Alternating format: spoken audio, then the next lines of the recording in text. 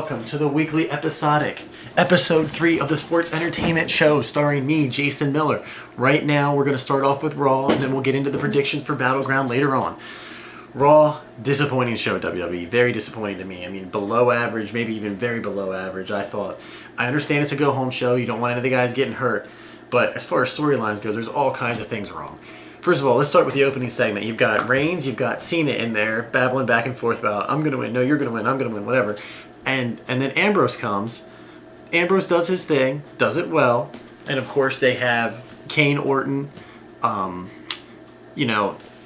Rollins beating him up. And then the camera never goes back to Cena and Reigns. So, let me get this straight. Last week, Reigns comes out and saves Cena, doesn't care about Ambrose when Ambrose is supposed to be one of his BFFs. Doesn't make any sense at all. And why wouldn't they at least have maybe show Reigns and Cena running through the arena, not able to find Ambrose, or maybe get there a little bit too late? Any of those would have been better than just never showing them again after the beatdown. I do give credit to at least that they made Ambrose look cool after getting beat up, and he gave you, "Is that all you got?" That was a good line, but in general, I thought it was a very weak beginning. I understand. I guess they want to try to get the focus away from Ambrose there, but again, they didn't have, as far as any build for the Ambrose-Rollins match itself. I mean, yeah, Rollins had the final kick to the head at the end, but nothing talked about their match coming up, Battleground. A lot of issues with that. More things that were wrong. Okay,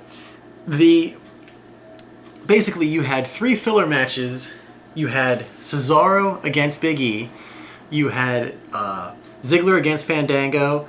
And you had Van Dam against Del Rio. And I think all 3 of those matches wanted to show guys who haven't won a match in a while to make them look like they are a threat to win the Intercontinental match.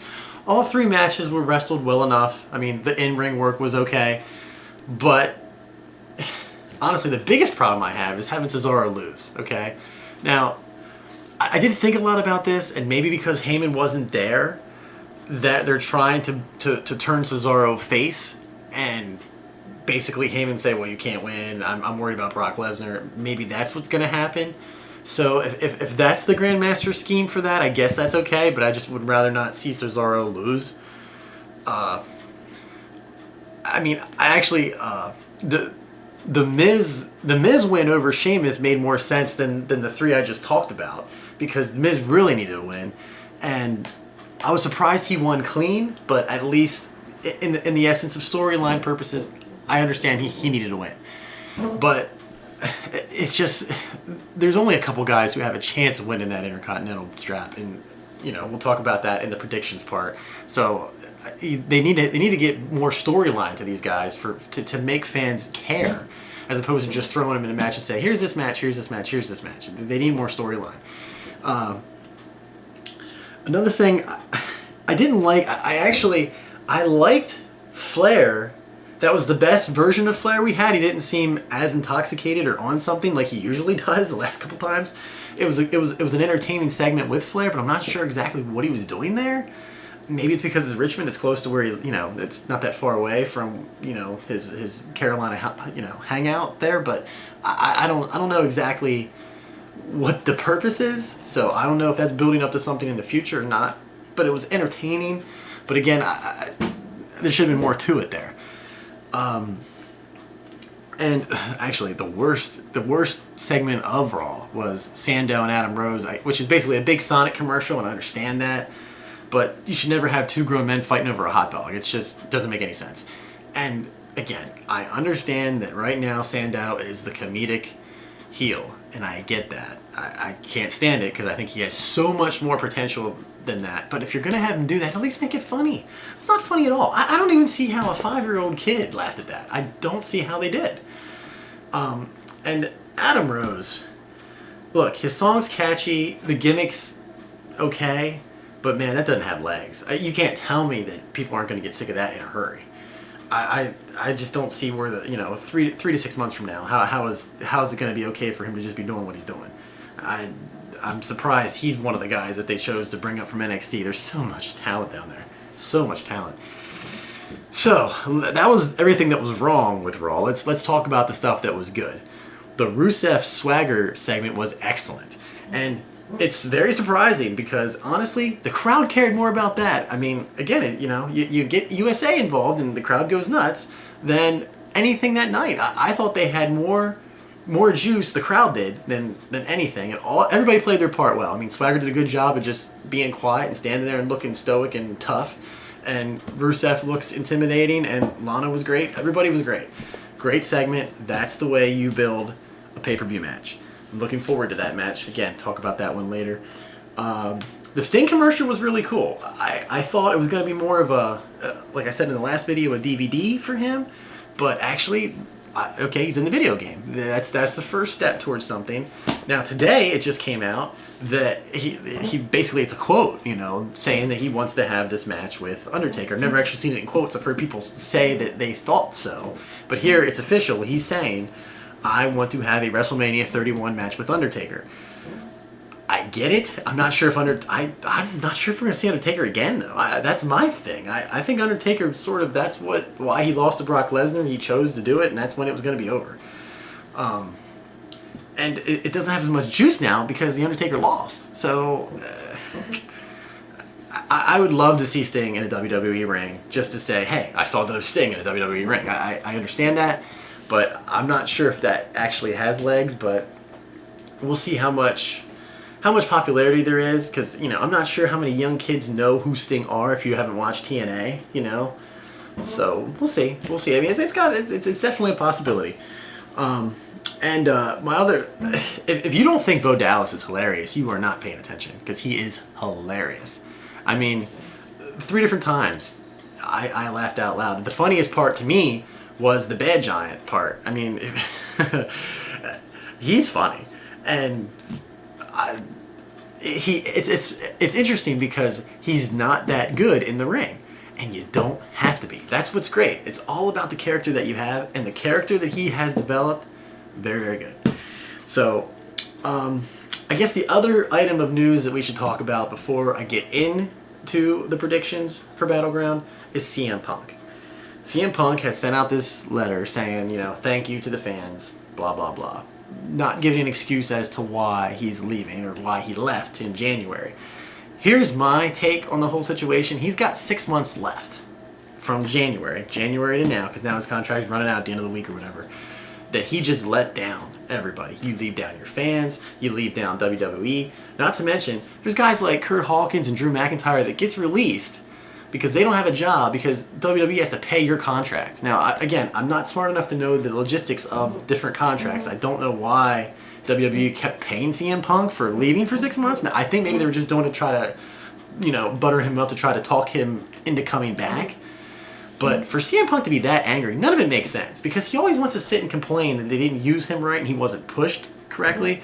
Let's see, you had the longest title reign since, 1980s Hulk Hogan, and you went against Undertaker at WrestleMania. What exactly did you want? Were you upset because you weren't in the last match of a pay-per-view, so you feel as if you weren't main eventing it?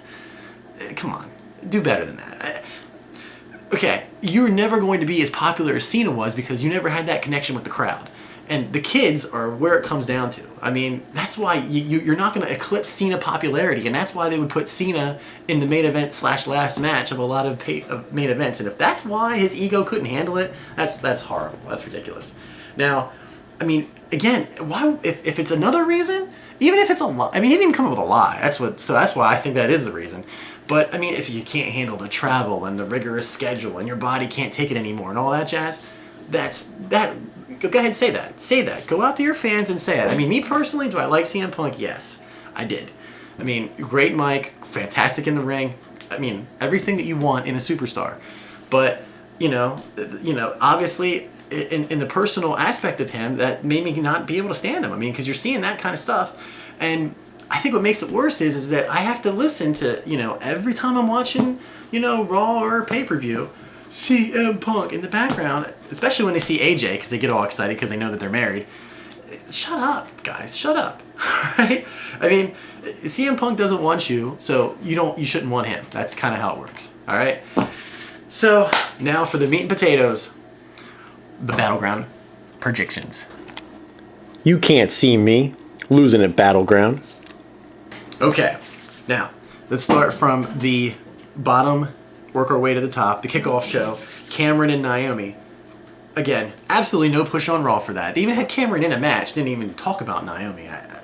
Again, I don't know why it's so hard to actually develop a story. I never understand why they can't do it.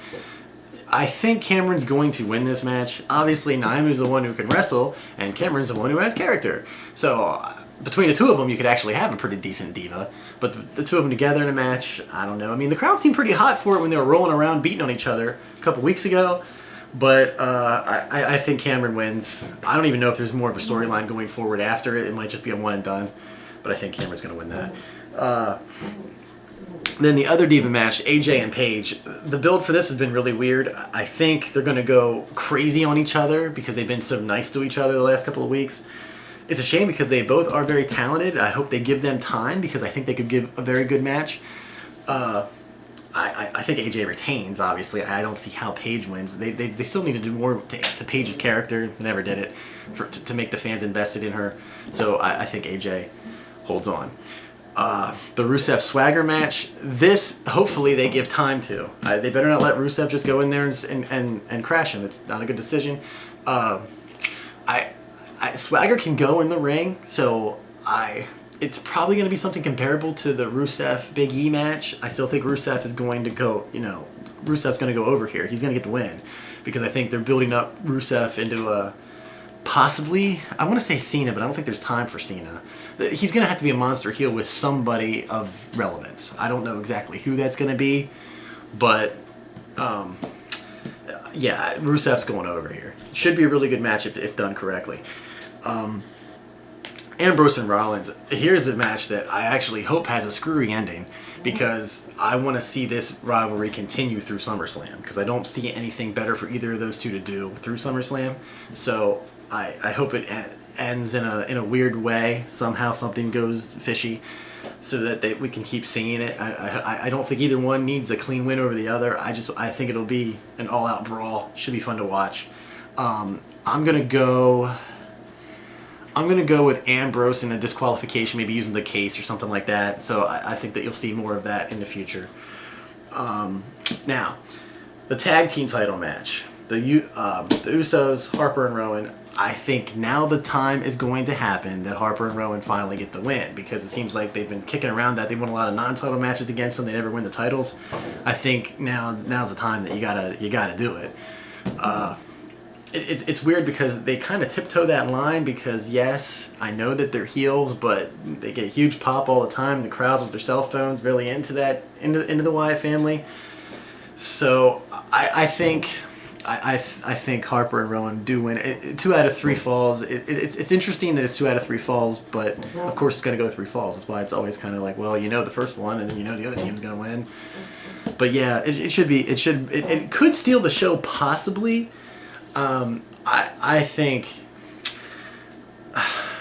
no. I think the best match of the night is actually going to be the next one. It's going to be Wyatt and Jericho. That's what I think. I think it's going to be more of the in-ring stuff because Wyatt does have the ability to put on a good show in the ring. They just sort of hold back a little bit. I've been noticing he's getting in better shape. He's losing weight, which could even be better for him in this situation. The actual build-up to the match has been very dicey because Jericho was sort of doing silly Jericho, which I do like, but I think he should have been a more serious version of Jericho in his promos towards Bray, and he wasn't. I could have liked a more serious Jericho. I think that would have helped the push, the push into the main event. Well, not the main event, but the pay-per-view. But I do like. Again, I think this is another program that's going to go through SummerSlam, so I think that Jericho gets a disqualification win. Wyatt family jumps in, helps him out, and the story continues. I don't think they're done. I don't think this is a one and done. That brings us to the Intercontinental title Battle Royal. To me, there's really only 2 guys who can win this. That's it. I've searched my head, and you see that list of 20 guys, and none of them make sense. And there's only 2. Cesaro and Bo Dallas. And to me, I think that Cesaro isn't going to win because I think the more I think about it, Cesaro is going to turn face. That's what's going on. That's why he's losing here. He's gonna be the face guy. I think right now, Bo Dallas is going to be your ultimate. Let's revert back to 1988, Honky Tonk Man Intercontinental Champion, and he's going to win this match. Let's say, I don't know, Big E and Cesaro or something, or trying at the end of the match, and they throw each other out. Bo Dallas wins by accident. And honestly, that'll be fun to watch. Bo Dallas is going to run away from every challenge, and be your ultimate heel champion. And we haven't had one of those in a while, and I think probably since The Miz, actually. And I think that this guy is way more funny and way more entertaining than The Miz ever was. Miz was just an annoying heel. I think this guy is funny. I say Bo Dallas goes over, gets the Intercontinental Champion, and he's going to run with it for a little bit, because I don't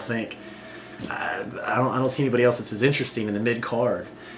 I also hear that Bad News Barrett is going to present the belt to him, which I think is another good sign, because again, Bo Dallas can say, "Oh, buddy, when you get back, you'll be good, and you can challenge me, and I'll give you a title match," and then Barrett will knock him out, which will sort of solidify the Barrett face turn, which was bound to happen because fans were really popping for Barrett over the last couple of weeks before he got hurt.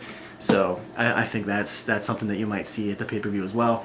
Now, going into the main event, and be honest, I could not be less excited about the main event of this pay-per-view. Obviously, Cena's going to win. There's no way Cena doesn't win, because WWE does their stupid thing and puts out a poster with freaking Brock Lesnar and Cena as the two guys on the poster for SummerSlam. They did that like a month ago. So stupid. Why do they do stuff like that? So, yeah, I mean, Cena's going to win. Again, I don't know if... in a Fatal 4-Way, there's basically no disqualification. So, I'm sure that it'll be a cheap win somewhere. I mean, But when you've got Kane and Orton involved, it doesn't really need to be that cheap of a win. I just think maybe like Reigns will do a lot of the work, and then Cena will get a cheap win, kind of. And that'll set up something for them down the road. But it's not happening now because, well, you've already seen it. You saw when Heyman came out on Raw and said, "I got Plan C for you." Yeah, Plan C is Brock Lesnar, newsflash if you didn't know. And you might even see, I know Brock Lesnar's got limited appearances, but you might even see Brock Lesnar show up at the pay-per-view and say, "Here I am," and that's kind of him challenging Cena once he just, So, anyway, that's my predictions. And honestly, you don't have to give me a bunch of comments and say, after it's over, and say, "Oh, you were wrong." I hope to be wrong. I want to be wrong, okay? I want to be surprised. I don't want to know the outcome of all these matches. But unfortunately, I'm probably going to be right, which will make me mad, but at least we'll get into SummerSlam, and I think SummerSlam is going to be very interesting.